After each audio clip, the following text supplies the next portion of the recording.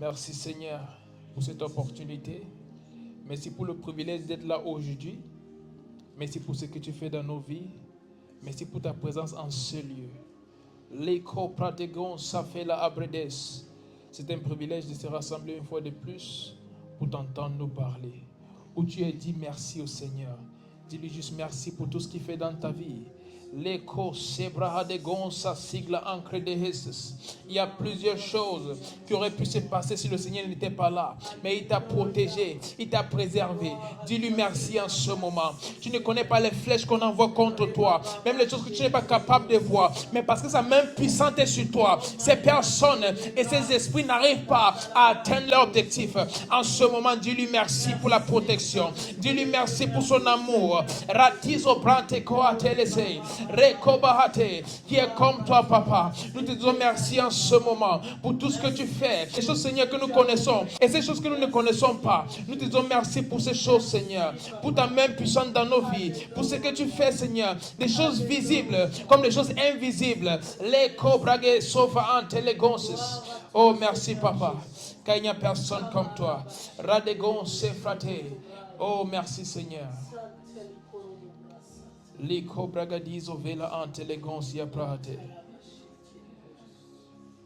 culte est un culte très spécial. Dès le départ, le Saint-Esprit fait déjà une nouvelle chose et tu peux sentir que l'atmosphère n'est pas pareille. Et à chaque fois qu'une chose pareille s'est produite, c'est parce que Dieu veut changer les vies des personnes. Il veut réécrire les histoires. Il veut transformer les destinées. Et pour cette raison, il déploie les anges pour faire plusieurs choses. Et même en ce moment, il y a des anges ici. Et même où tu te trouves, d'où tu nous suis, il y a des anges en ce moment qui font beaucoup de choses. Alors sois attentif.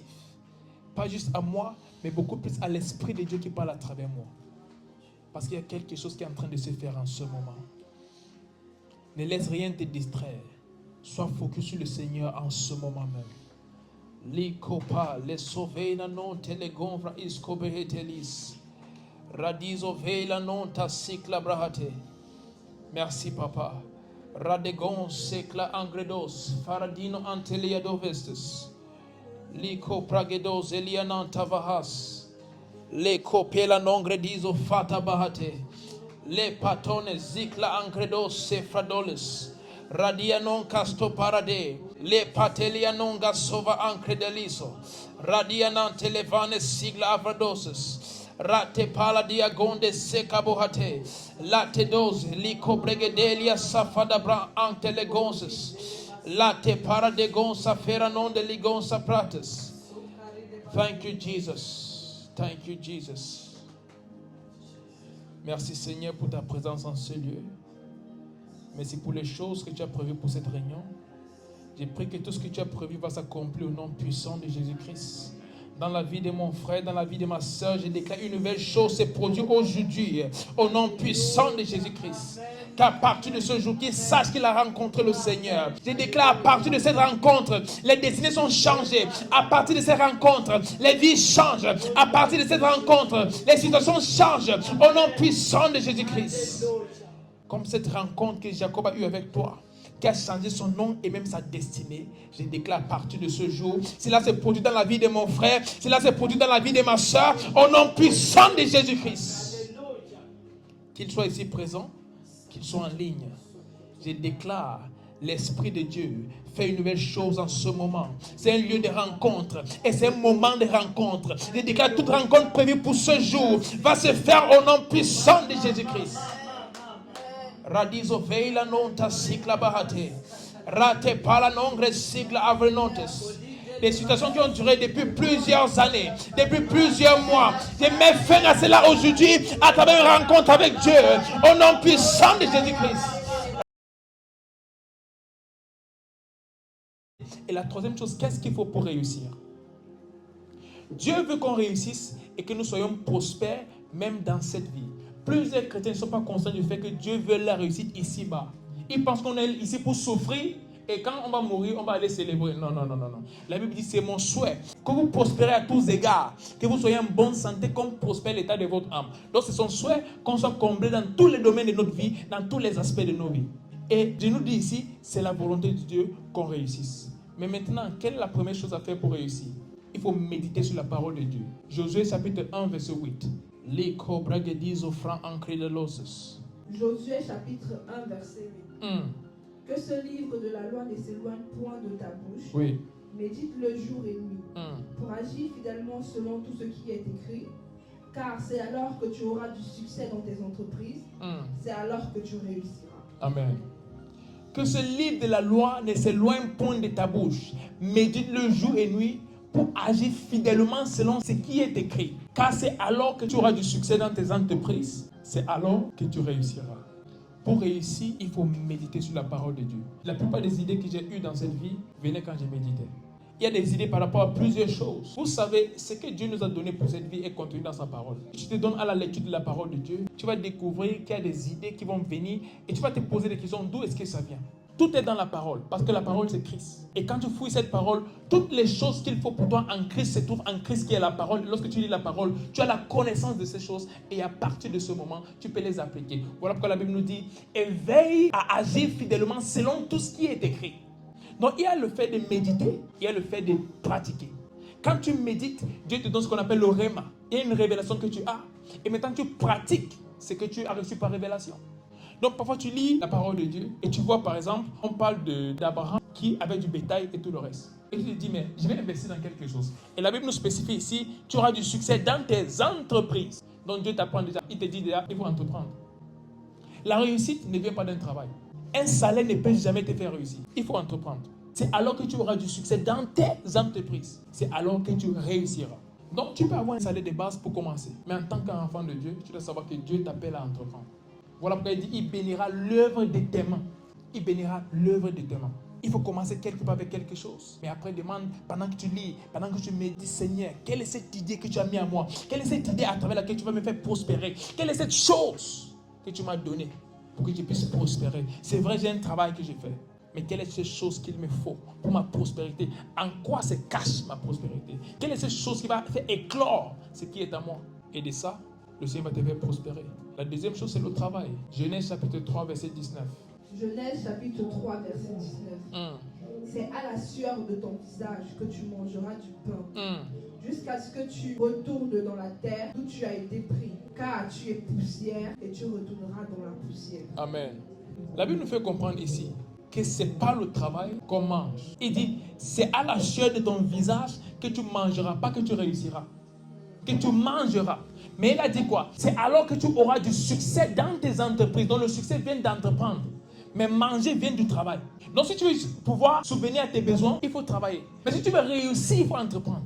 Et voilà l'idée que plusieurs chrétiens ne connaissent pas. Donc ils viennent, peut-être ils donnent les dîmes et tout le reste, mais ils ne cherchent pas à créer quelque chose. Ils ne disent pas, Seigneur, donne-moi une idée. Et les gens du monde ont cette sagesse-là.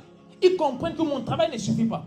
Mais les enfants de Dieu, ils se disent, ok, peut-être parce qu'ils payent ma dîme, peut-être parce que j'ai pris, Dieu va me bénir, mon boss va m'augmenter. Il y a une chose qui est sûre, c'est que ton boss ne peut jamais t'augmenter plus que ce que l'entreprise peut te donner. Donc s'il a mis quelque chose comme, disons, 3 000 € comme fourchette pour des payes, ça s'arrête là. Même si Dieu a prévu 30 000 € pour toi, c'est que tu vas prendre 3 000 € chaque mois jusqu'à ce que ça atteigne 30 000 €. Pourtant, Dieu voulait te le donner une seule fois. Et si tu te lances dans les affaires, à travers ça, il peut te bénir.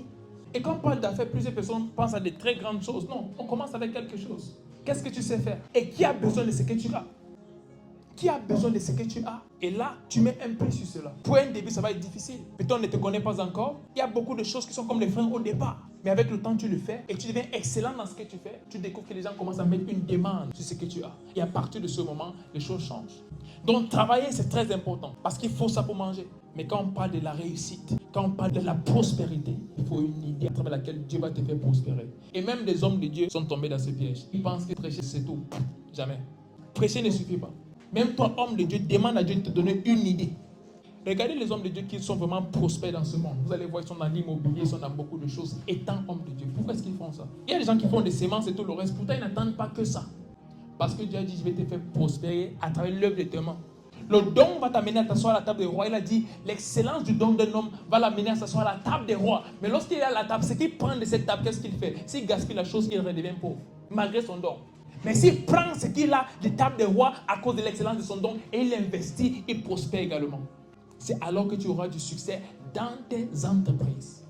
Et les enfants de Dieu ne doivent pas se contenter de ces choses-là. Pendant que les gens du monde sont en train de piller toutes les ressources que nous avons, les enfants de Dieu attendent qu'un jour les choses vont changer. Mais les choses changent quand tu commences à voir les choses comme la parole de Dieu le dit. C'est alors que les choses commencent à changer. Quand tu décides de voir les choses comme la parole de Dieu le dit. Donc, il faut entreprendre et il faut travailler. Une autre chose qui amène la prospérité, c'est honorer les serviteurs de Dieu. La Bible dit dans 2 Chroniques chapitre 20, verset 20. Puis ils se levèrent du grand matin et ils sortirent vers le désert de Tekoa. Et comme ils sortaient, Josaphat, se tenant debout, dit, Juda et vous les habitants de Jérusalem, écoutez-moi. Croyez en l'Éternel, votre Dieu, et vous serez affermis. Croyez en ses prophètes et vous prospérerez. Il y a une chose qui est attachée à la prospérité quand ça concerne les serviteurs de Dieu. L'onction est une chose qui peut débloquer beaucoup de choses. Et Dieu met ça dans ses serviteurs pour une raison. Parce qu'il a dit, il a envoyé apôtres, prophètes, évangélistes, pasteurs, enseignants à l'église pour amener le corps de Christ à un niveau de maturité. Quand on parle de maturité, plusieurs pensent que c'est juste l'enseignement dans la parole de Dieu. C'est également des grâces pour amener des personnes à aller plus loin dans la vie. Voilà pourquoi c'est possible pour un homme de déclarer quelque chose dans ta vie qui n'était pas. Et cette chose commence à se manifester. Pas parce qu'elle était là avant, mais parce qu'il a en lui ce qu'il faut pour qu'elle se manifeste. Et la Bible dit quoi? Croyez en Dieu, vous serez établis. Croyez en ses prophètes, vous allez prospérer. Il y a une chose qui concerne la prospérité qui est attachée au ministère prophétique. La prophétie peut te prendre d'un endroit et te poser dans un autre endroit. Lorsque tu lis le livre des 2 rois, on apprend qu'il y avait une famine en Israël. Et qu'est-ce qui s'est passé? Le roi a dit, cherchez-moi le prophète Élisée. Il n'a pas dit, cherchez-moi les agriculteurs. Il n'a pas dit, cherchez-moi ceux qui planifient les choses. Il a dit, cherchez-moi le prophète Élisée. Pourquoi? Il y a la famine. En fait, c'était à un point où les gens s'entretuaient pour manger parce qu'il n'y avait même pas de nourriture. Et en ce moment, au lieu de chercher les gens qui savent cultiver, il dit cherchez-moi le prophète Élisée. Pourquoi? Ils savent que pour ce genre de problème, si on a utilisé une stratégie naturelle, ça va prendre beaucoup de temps. Mais on a besoin d'une chose rapide. Et qui peut bouger ça? C'est celui qui a l'onction. Il a dit cherchez-moi le prophète Élisée. Et le prophète Élisée vient et il dit demain à 7 heures. Il y avait un prix. En fait, quand il y a la famine, les choses coûtent très cher. Donc une chose qui se vend peut-être à 1 euro, se vend à 10 euros. Donc là, il parle de shekels, c'est tout. Nous, on connaît l'euro, on va utiliser l'euro comme exemple. Il a dit demain à 7 heures, quelque chose qu'on vendait par exemple à 100 euros sera vendu à 1 euro. Ça veut dire qu'il y aura tellement d'abondance que les choses n'auront même plus de valeur. Et l'un des officiers du roi a dit, même si Dieu ouvre les écluses des cieux, c'est impossible qu'une telle chose se produise. Et qu'est-ce que le prophète lui a dit? Tu vas voir ces choses se produire, mais parce que tu n'as pas cru en la parole du prophète, tu ne vas pas en bénéficier. Et la Bible nous dit quoi? Il y avait des lépreux qui étaient laissés hors de la ville. Parce qu'en ce moment, on ne laissait pas les lépreux vivre avec les gens. On les mettait hors de la ville. Et aussi là-bas, ils avaient faim. Donc ils ont dit, pourquoi rester ici quand on sait qu'on va mourir? Mais on part dans le camp adverse. S'ils vont décider de nous donner à manger, ok, ils vont nous donner à manger. Mais s'ils décident de nous tuer, c'est pas grave. Même si on restait là, on allait toujours mourir. Donc mieux aller là-bas. Et la Bible dit, pendant qu'ils allaient, les pas des 4 lépreux qui partaient là-bas, juste les pas, ils ont dit, les Syriens ont entendu les bruits d'une très grande armée qui arrivait et ils ont fui. Pourtant, c'était 4 lépreux qui venaient.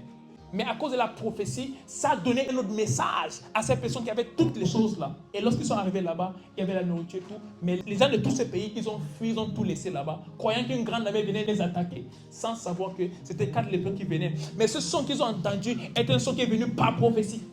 Donc la prophétie peut changer les choses. Et la Bible dit quoi? C'est les lépreux, lorsqu'ils ont vu ça, ils sont retournés à Isaïe, dit au roi ce qui s'est passé. Et il a envoyé les gens aller voir, il se dit non, la façon dont c'est fait, ils nous ont piégés, comme ça quand on va venir, ils vont nous tuer. Mais il a envoyé des personnes aller regarder si vraiment ces personnes étaient parties. Ils sont allés, ils ont vu que ces personnes étaient parties. Et exactement comme le prophète l'avait dit, ils ont pris toute cette nourriture et l'ont ramenée dans leur pays. En ce jour-là, quelque chose qui était vendu à 100 euros était vendu à 1 euro. Et les gens se bousculaient tellement, ils avaient faim, que l'homme qui avait douté de la parole du prophète, les gens se bousculaient à la barrière, on l'a écrasé, il est mort. Donc il a vu la chose comme le prophète l'a dit, mais il n'a pas bénéficié de ça parce qu'il a douté de la parole. La prophétie est capable de changer ta vie. La Bible dit, lorsque tu rencontres un prophète, c'est un changement de saison. Il y a cette femme dans la Bible qui avait juste un peu de quoi manger avec son fils et mourir. Et lorsque le prophète arrive, il dit prépare ça pour moi, je mange. Normalement, on va dire que ce prophète, il est méchant. Parce que voici une veuve qui a un enfant. Ils ont juste un peu, ils vont manger ça et mourir. Mais le prophète arrive, au lieu de dire j'ai pris pour vous que ça soit multiplié, il dit donnez-moi ça à manger. Et la femme a obéi. Qu'est-ce qui s'est passé? La Bible dit lorsqu'elle a obéi, il lui a dit va prendre plusieurs vases, peu importe où tu trouves, et viens poser ça devant moi. Elle a commencé à verser l'huile et ça ne finissait pas. Ça a rempli tous ces vases-là. Il a même dit va prêter chez des voisins. Elle allait prêter des vases. Et jusqu'à ce qu'il n'y avait plus de vases, c'est là que l'huile a arrêté de couler. Pour que Dieu te fasse prospérer, il y a des personnes qui vont placer à côté de toi, qui vont pouvoir déclarer des choses dans ta vie. Il y a des personnes qui vont placer à côté de toi, qui vont pouvoir te guider. Ils vont te dire investis dans ceci au lieu de ceci. Je connais des personnes qui sont venues me voir, qui prophètent dans tel domaine. Je vois, il y a beaucoup de gens qui font de l'argent. Je dis, n'investis pas là-bas. Et quelques temps après, ils n'ont pas investi là-bas. Le truc est tombé. Par exemple, la crypto-monnaie. Il y a l'un de mes fils spirituels qui a commencé à faire beaucoup d'argent. Et il a vu que c'était un truc où l'argent s'est multiplié rapidement et voulait investir. Je lui ai dit non, ne le fais pas. Et en ce moment, les gens faisaient vraiment beaucoup d'argent. Et très peu de temps après, c'est tombé. Plusieurs personnes dans le monde ont perdu des milliards. Et j'avais prophétisé ça, j'ai mis la vidéo sur YouTube. Ils n'investissaient pas dans la crypto-monnaie en cette saison. Mais un prophète crypto-monnaie, c'est stupide. Comment un prophète parle de la crypto-monnaie? Mais exactement ce qui s'est passé. Plusieurs qui ont investi en cette saison ont perdu de l'argent. Pourquoi? Dieu donne cette capacité à des personnes. Donc une autre chose qu'il faut faire pour prospérer, c'est honorer les prophètes de Dieu. Lorsque tu les honores, qu'est-ce qui se passe? La grâce qui est sur les vies t'amène à là où Dieu t'attend pour ta prospérité. Peut-être quelqu'un qui n'est même pas dans le plan de Dieu, mais par prophétie, ils peuvent l'amener dans le plan de Dieu pour être au bon endroit. Quand on parle de racheter le temps, est-ce que tu parles quelque part, tu achètes le temps? Non, c'est une grâce qui te propulse de là où tu es à là où tu dois être. Et c'est ça la prophétie. Voilà pourquoi la Bible dit, croyez en Dieu, vous serez établis. Croyez en ses prophètes, vous allez prospérer. Une chose ici, quand on parle de croire en Dieu, qu'est-ce que tu fais quand tu crois en Dieu? Tu lui donnes ta vie. Donc quand on dit croyez en ce prophète, ce n'est pas juste dire, ok, je crois qu'il y a un prophète. Quel est le geste que tu fais qui prouve que tu crois en la grâce de cette personne? Qu'est-ce que tu fais qui prouve que tu crois en cette grâce-là? La croyance, ce n'est pas juste dire des choses, ce sont des gestes qu'on fait. Si je dis je crois en Dieu, je lui donne ma vie.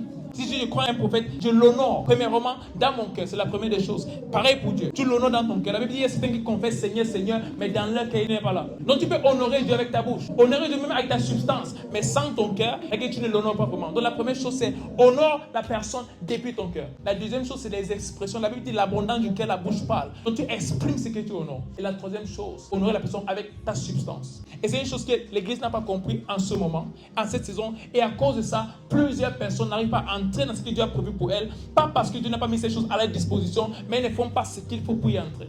C'est très important que l'Église comprenne ça, parce que plusieurs, en ne faisant pas ça, ne se retrouvent pas là où Dieu les attend et ne se retrouvent pas en train de faire ce que Dieu attend d'eux, et pour cette raison, ils n'arrivent pas à obtenir ce que Dieu a prévu pour eux. Dieu nous a déjà bénis, mais comme je dis, il y a des principes pour entrer en possession de la bénédiction de Dieu. Et ces choses-là sont très importantes.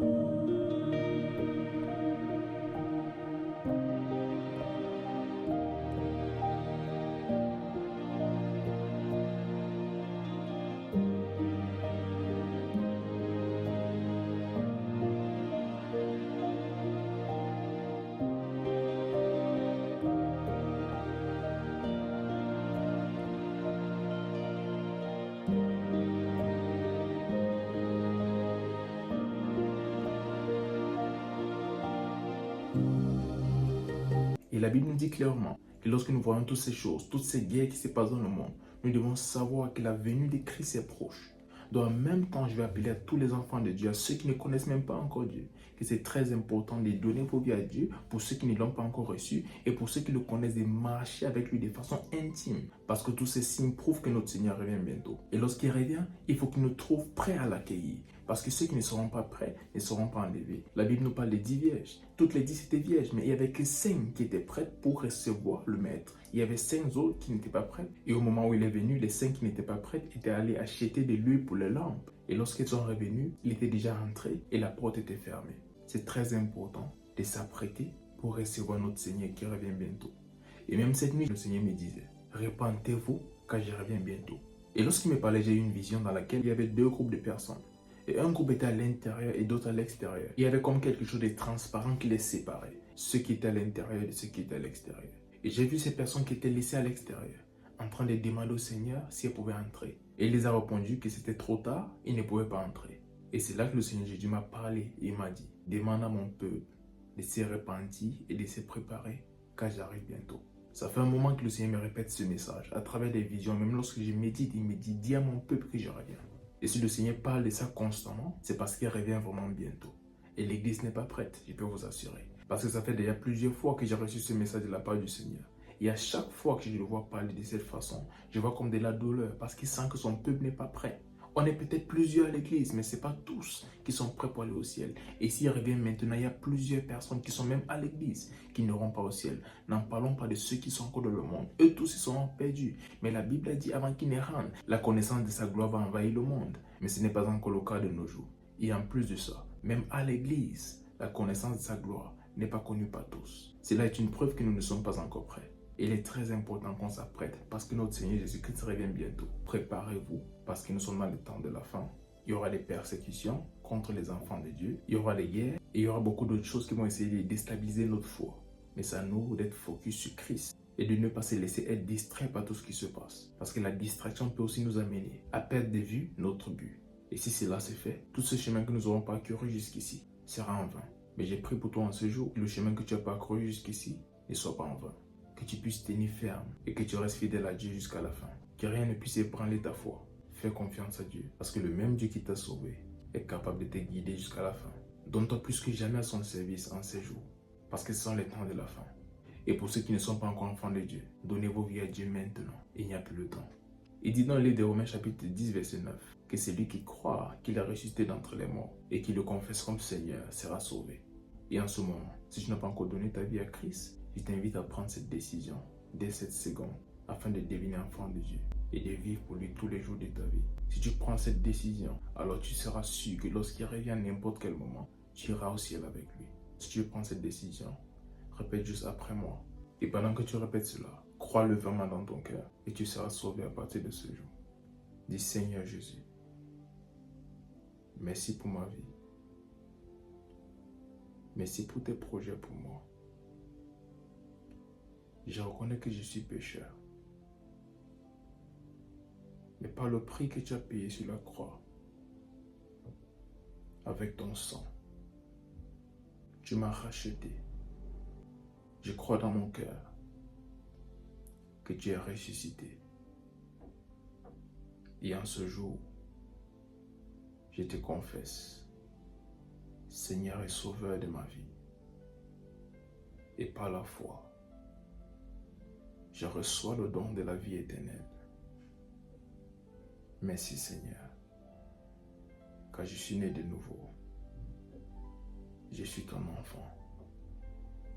Les choses anciennes sont passées.